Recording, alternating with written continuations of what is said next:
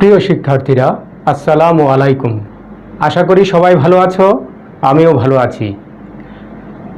শিক্ষার্থী বন্ধুরা, গত ক্লাসে আমরা উলম্ব গতির সমীকরণ নিয়ে আলোচনা করেছি। আজকে আমরা সিস্টেক প্রকাশনী বইয়ের এক্সারসাইজ 9C এর কয়েকটি সমস্যার সমাধান করব।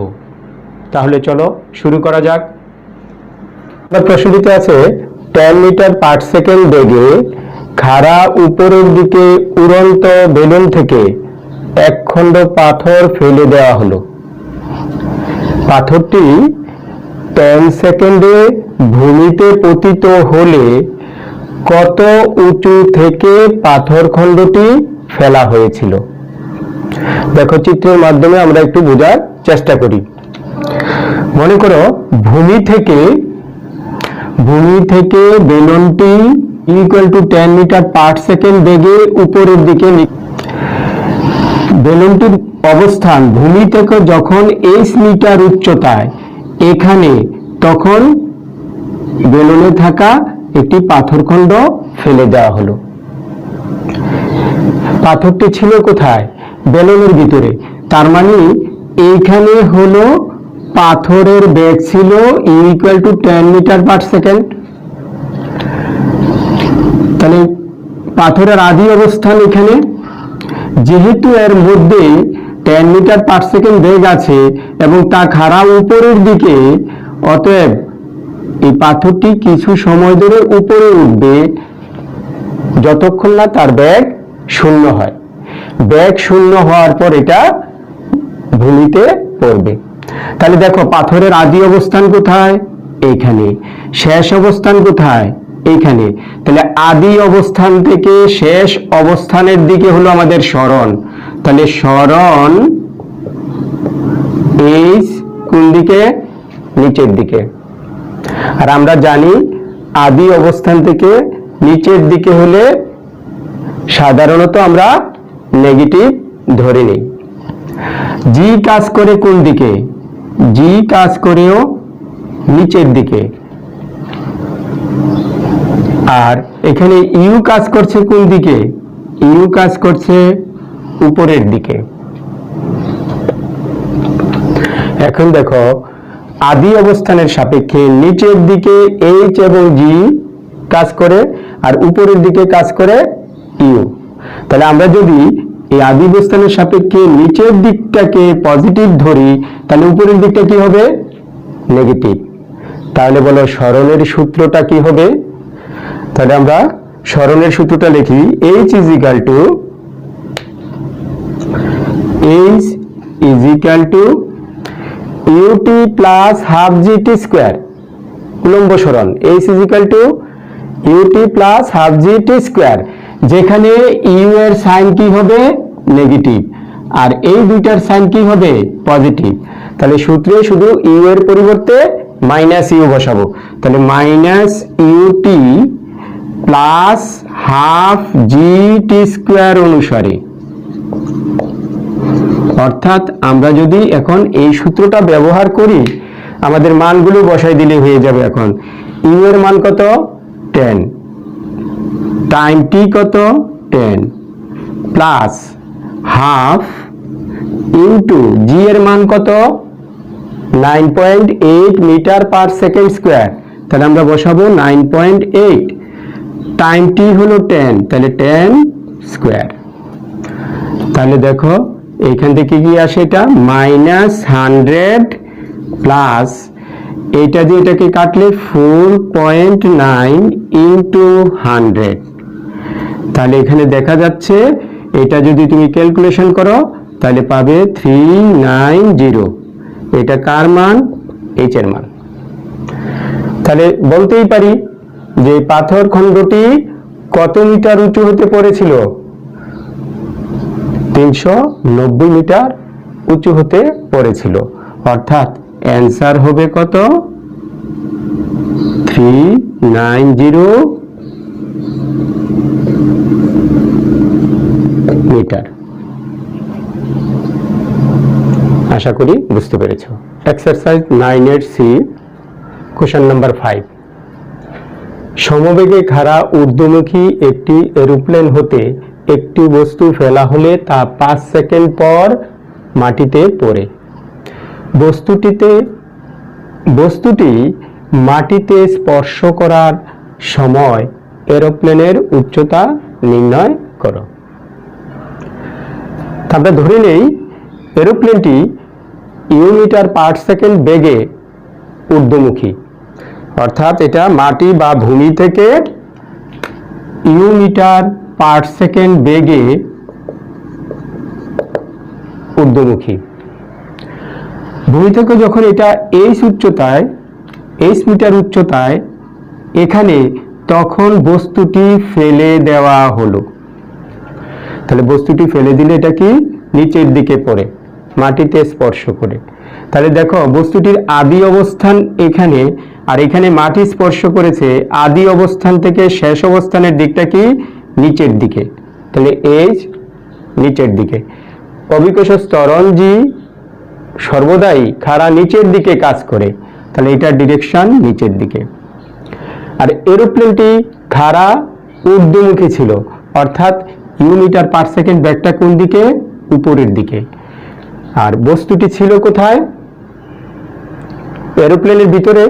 তাহলে বস্তুটির ভিতরে থাকা অবস্থায় তার ব্যাগ ছিল কত, মিটার পার সেকেন্ড। তাহলে দেখো এই আদি অবস্থানে বস্তুটির আদি বেগ ছিল কত, মিটার পার সেকেন্ড, যা ঊর্ধ্বমুখী, তাহলে এটা উপরের দিকে কাজ করে।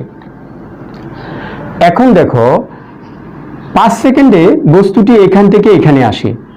5 সেকেন্ডে বস্তুটি যখন এখান থেকে এখানে আসে, ঠিক ওই সময়টায় প্লেন তার সমবেগে উপরের দিকে যাবে 5 সেকেন্ড। তাহলে প্রতি সেকেন্ডে তো সে যাচ্ছে মিটার, তাহলে 5 সেকেন্ডে কত যাবে, 5 মিটার। তাহলে এই দূরত্বটা কত, 5 মিটার। কারণ সমবেগ ইকুয়াল টু কি, বেগ, দূরত্ব ইজ ইকুয়াল টু কি, সমবেগ ইন্টু সময়। তার মানে এই মাটি বা ভূমি থেকে এই হলো প্লেনের অবস্থান। তাহলে এই দূরত্বটা কত, এখান থেকে এই পর্যন্ত এইচ মিটার, এখান থেকে এই পর্যন্ত 5 মিটার। তাহলে টোটালটা হলো এইচ প্লাস 5 মিটার, অর্থাৎ মাটির থেকে প্লেনটির উচ্চতা কত, এইচ প্লাস 5 মিটার। আমাদের এই মানটাই বের করতে হবে। এখন দেখো খাড়া উপরের দিকে নিক্ষিপ্ত বস্তুর ক্ষেত্রে আমরা জানি উলম্ব সরণ সমান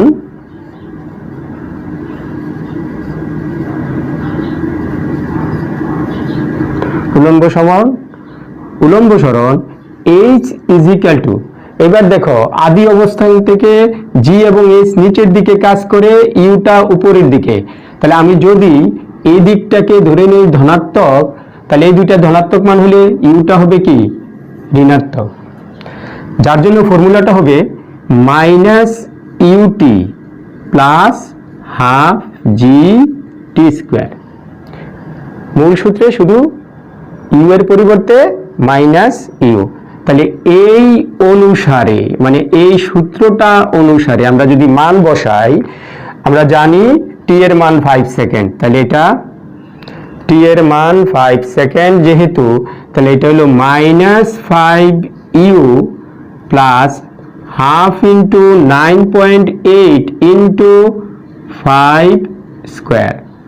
তাহলে পক্ষান্তর করলে আমরা কি পাবো, পক্ষান্তর করলে আমরা পাচ্ছি h plus 5 u equal 4.9 into 25।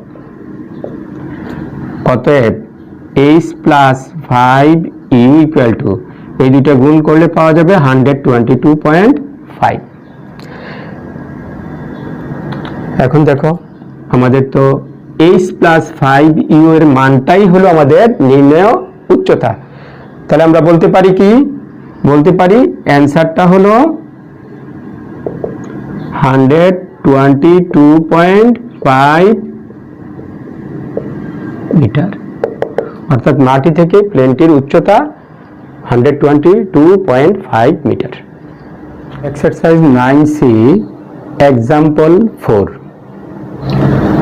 একটি শূন্য কূপের মধ্যে একটি ঢিল ফেলার টি সেকেন্ড পরে কূপের তলদেশে ঢিল পড়ার শব্দ শোনা গেল। যদি শব্দের বেগ ভি এবং কূপের গভীরতা এইচ হয়, তবে প্রমাণ করো যে t equal square root of 2h/g plus h/v। তো কূপের গভীরতা দেওয়া আছে এইচ। মনে করি ঢিলটি এখান থেকে কূপের তলদেশে পৌঁছতে t1 সেকেন্ড সময় লাগে, আর এইখানে সৃষ্ট শব্দ কূপের উপরিভাগে আসতে সময় লাগে t2 সেকেন্ড। তাহলে আমাদের মোট সময় কত লাগে? t1 plus t2। এই মোট সময়টাই দেওয়া আছে আমাদের কত? t second. তাহলে এখান থেকে বলা যায় t equal two t1 plus t2। এখন ঢিলের ক্ষেত্রে দেখো, ঢিলটি এখান থেকে ছেড়ে দেওয়া হলো, তার মানে ঢিলের আদি বেগ ইউ সমান কত? 0। তো আমরা পরন্ত বস্তুর ক্ষেত্রে জানি h ইজ ইকুয়াল টু উলম্ব সরণ h is equal to half g T square. তাহলে আমরা ঢিলটির ক্ষেত্রে লিখতে পারি উলম্ব সরণ h ইজ ইকুয়াল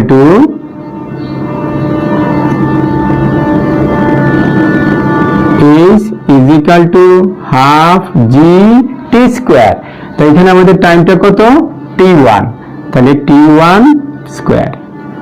তাহলে আমরা বলতেই পারি gt1 square is equal to আর গুণন করে 2h।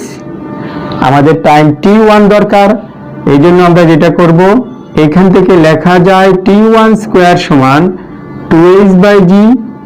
অতএব t1 is equal to square root of 2h/g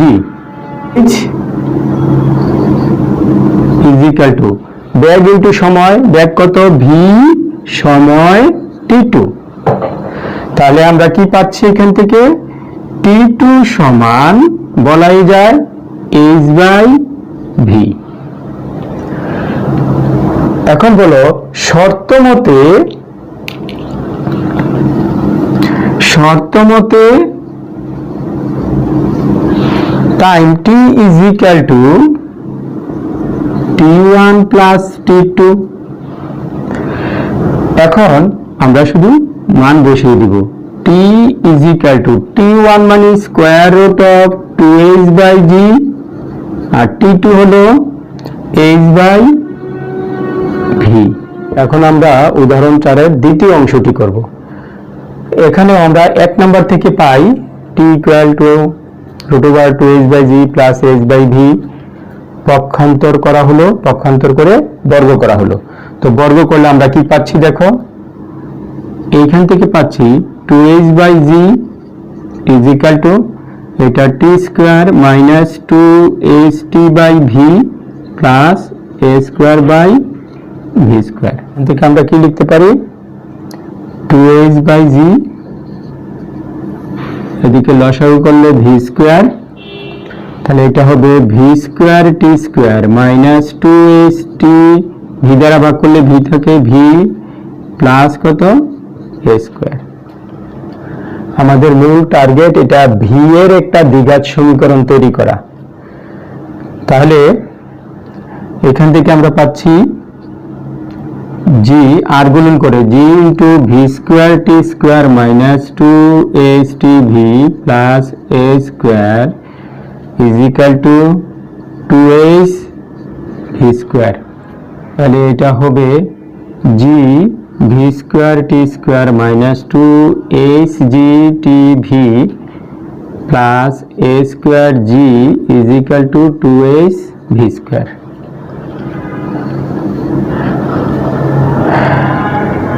এখন ভি স্কয়ার এগুলো এক পাশে আনবো। ভি স্কয়ার এগুলো এক পাশে আনলে পক্ষান্তর করলে আমরা পাচ্ছি 2h ভি স্কয়ার, এটার সাথে এটাকে নিয়ে যাই মাইনাস জি ভি স্কয়ার টি স্কয়ার মাইনাস 2hgtv হবে প্লাস ইজ ইকুয়াল টু কত a স্কয়ার জি, যেটা ডান পাশে আছে।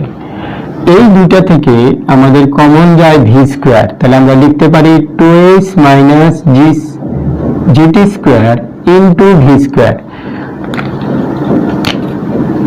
এই অংশ থেকে ভি স্কয়ার কমন নেওয়া হলো plus 2hgtv is equal to a square g, 2h minus gt square into v square plus 2hgtv equal a square g. Truth.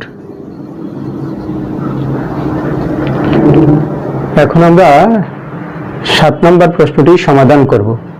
7 নম্বর প্রশ্নে আছে একটি টাওয়ারের চূড়া হতে এক খণ্ড পাথর x মিটার নিচে নামার পর অপর এক খণ্ড পাথর চূড়ার y মিটার নিচ হতে ফেলে দেওয়া হলো।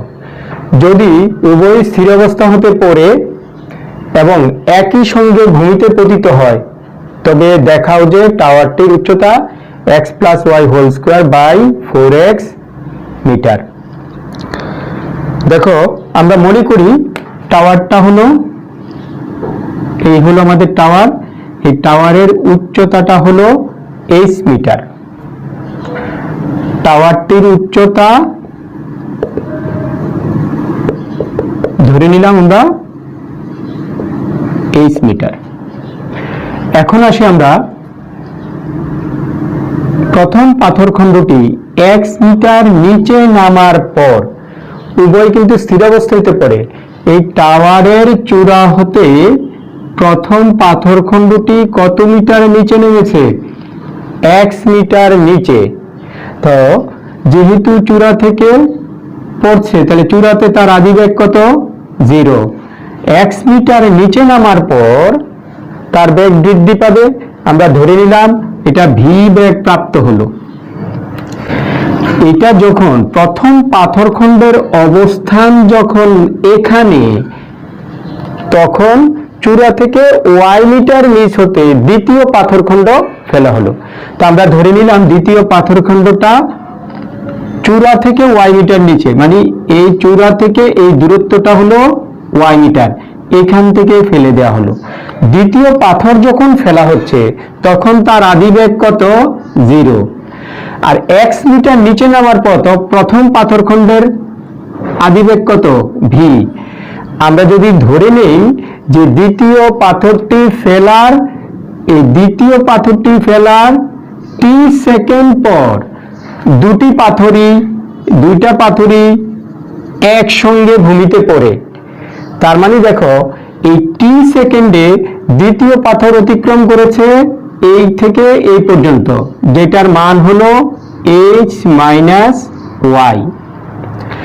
আর প্রথম পাথরখণ্ড অতিক্রম করেছে দেখো এখান থেকে এই পর্যন্ত, যেটাকে বলা যায় h মাইনাস কত? x metre. তাহলে t সেকেন্ডে প্রথম পাথর অতিক্রম করেছে h মাইনাস x, যার আদিবেগ কত? v। আর দ্বিতীয় পাথরও t সেকেন্ডে অতিক্রম করেছে, সেক্ষেত্রে তার আদিবেগ কত? 0। এবার বলো তো, একই সময়ে ভূমিতে পড়ে একটার আদিবেগ, কারণ x মিটার নিচে নামার পরের ঘটনা, দুইটা পাথরের ঘটনাটা প্রথম পাথরখণ্ড x মিটার নিচে নামার পর, অর্থাৎ আমাদের হিসাব হলো এখন এই অংশটা নিয়ে। এই অংশে দেখো প্রথম পাথরখণ্ডের বেগ হলো v, দ্বিতীয়টা কত? 0। পড়েছে কিন্তু একই সঙ্গে, তাহলে কে বেশি দূরত্ব অতিক্রম করবে? যার আদিবেগ v, কারণ এটার আদিবেগ তো 0। তাহলে এইটা বেশি দূরত্ব অতিক্রম করা মানে এইটা থেকে ভূমির দূরত্ব, অর্থাৎ প্রথম পাথর থেকে ভূমির দূরত্বটা বেশি হবে আর দ্বিতীয় পাথর থেকে ভূমির দূরত্বটা কম হবে। যার জন্যই এখানে কন্ডিশনটা হবে ওই যে বলছে y মিটার নিচ হতে, তাহলে এইটা কম হবে মানে উপরের অংশ বেশি হবে। তাহলে y কার চেয়ে বেশি হতে হবে? অবশ্যই এক্স থেকে। তাহলে বলো টি সেকেন্ডে প্রথম পাথরখণ্ড কতটুকু দূরত্ব অতিক্রম করে? H minus x metre. আর দ্বিতীয় পাথরখণ্ড কত দূরত্ব অতিক্রম করে? H minus y metre. আরো একটা জিনিস দেখো, এইটার আদিবেগ কত? আদিবেগ হলো ভি, দ্বিতীয়টা হলো 0, বাট এই দুই ক্ষেত্রেই টাইম কত? টি। এখন আমরা শুধু প্রথমে এই অংশটা মানে প্রথম পাথরখণ্ডের ক্ষেত্রের এই হিসাবটা করব, করে ওখান থেকে ভি এর মান বের করব। এরপরের ঘটনা হলো এই অংশটুকুর মধ্যে একটা অতিক্রম করেছে এইচ মাইনাস এক্স মিটার, আরেকটা কি এইচ মাইনাস ওয়াই মিটার, এবং তথ্যগুলো এখানে সাজানো আছে, সেটা দিয়ে আমরা এখানে অঙ্কটি সমাধান করব। টাওয়ারটির চূড়ায় প্রথম পাথরের আদিবেগ 0, এক্স মিটার নিচে নামার পর শেষ বেগ হলো ভি। তাহলে আদিবেগ জানা আছে, শেষ বেগ জানা আছে, সরণ জানা আছে। তাহলে আমরা কি সূত্র ব্যবহার করব? V square equal to u square plus 2gh, যেখানে ইউ এর মান এখানে 0 এবং এইচ এর পরিবর্তে বসাবো এক্স। তাহলে কি হয়ে গেল? V square is equal two 2gx। এটাই আমাদের 1 নম্বর সমীকরণ, যা সমাধানের শুরুতে লেখা আছে। বলতো প্রথম পাথরখণ্ড, প্রথম পাথরখণ্ডের ক্ষেত্রে আমরা কি পাবো? দূরত্বটা কত? H minus x. তাহলে এই প্রথম পাথরখণ্ডের আদিবেগ কত? ভি। তাহলে এটা হবে V T plus half g t square. কারণ সবগুলো ডিরেকশনে কোন দিকে? সবগুলো ডিরেকশনই কোন দিকে? নিচের দিকে, সব নিচের দিকে। তাহলে দ্বিতীয় পাথরখণ্ডের ক্ষেত্রে কি হবে বলো? দ্বিতীয়টার ক্ষেত্রে কি হবে? দ্বিতীয় পাথরখণ্ডের ক্ষেত্রে আমাদের সরণটা কত? H minus y, h minus y is equal to, এইটার আদিবেগ কত? 0।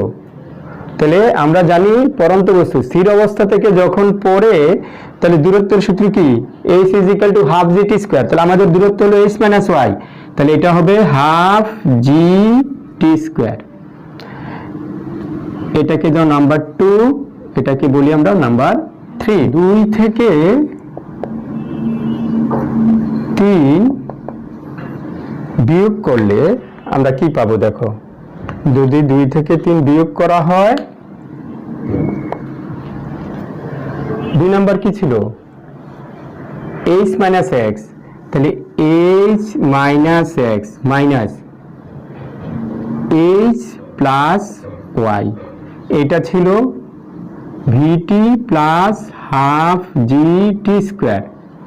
2 নম্বরে ছিল হাফ জি টি স্কোয়ার, তো 2 নম্বরটা মাইনাস হচ্ছে, তাহলে minus half g t square. তাহলে এখানে half g t square cancel, h h cancel. তাহলে ক্যান্সেল হলে এইদিকে কত থাকে? ওয়াই মাইনাস এক্স ইকুয়াল এখানে ভিটি। যেহেতু আমাদের 1 নম্বরে ভি স্কোয়ারের মান জানি, এই জন্য উভয় পক্ষকে বর্গ করে দিই। তো বর্গ করলে কি আসবে দেখো? Y minus x whole square is equal to v square t square. তাহলে ভি স্কোয়ারের মান বসাও। ভি স্কোয়ারের মান বসালে আমরা পাবো y minus x whole square is equal to, v square ছিল 2gx ইন্টু কত? T square. এখন দেখো প্রমাণে আমাদের তো কোথাও টি নেই, তার মানে আমার টি এর মানটাই প্রতিস্থাপন করতে হবে। তাহলে আমরা এখান থেকে লিখতে পারি কি? টি স্কোয়ার সমান y minus x whole square divided by 2gx এইটা হলো আমাদের 4 নম্বরের ইকুয়েশন। এখন এই টি স্কোয়ারের মানটা আমরা যদি 3 নম্বরে বসিয়ে দেই তাহলে আমাদের এই ফলাফলটা চলে আসবে। থেকে পাবো কি 3 হতে পাই 3 নম্বরে কি ছিল h মাইনাস y, 3 নম্বরে ছিল h minus y is equal to half g t square. তা আমরা তো এখন টি স্কোয়ারের মান জানি, ওইটা বসাই দিব। h minus y is equal to half g y minus x whole square divided by 2g, তার নিচে হয়ে গেল 4x। তাহলে আমরা যদি y টাকে পক্ষান্তর করি আমরা পাচ্ছি h ইজ ইকুয়াল টু, বাম দিক থেকে ডান দিকে নিয়ে গেলে এটা মাইনাস আছে হবে প্লাস, প্লাস উপরে y minus x whole square আর নিচে 2 ইন্টু 2 4, 4x। দেখো লসাগু করলে আমরা এরকম পাচ্ছি h ইজ ইকুয়াল টু, নিচে লসাগু হলো 4x, উপরে কি 4x into y 4xy plus y minus x whole square. তাহলে h ইজ ইকুয়াল টু আমরা লিখতে পারি 4xy। আমরা জানি a minus b whole square যে কথা, b minus a whole square একই কথা, অতএব এইটাকে আমরা x minus y whole square লিখলেও সমস্যা নেই। এবার দেখো তো উপরেরটা একটা ফর্মুলা হলো কিনা, a minus b whole square plus 4ab, অর্থাৎ এটা হলো a প্লাস b হোল স্কোয়ারের সূত্র, a plus b whole square নিচে কত 4x।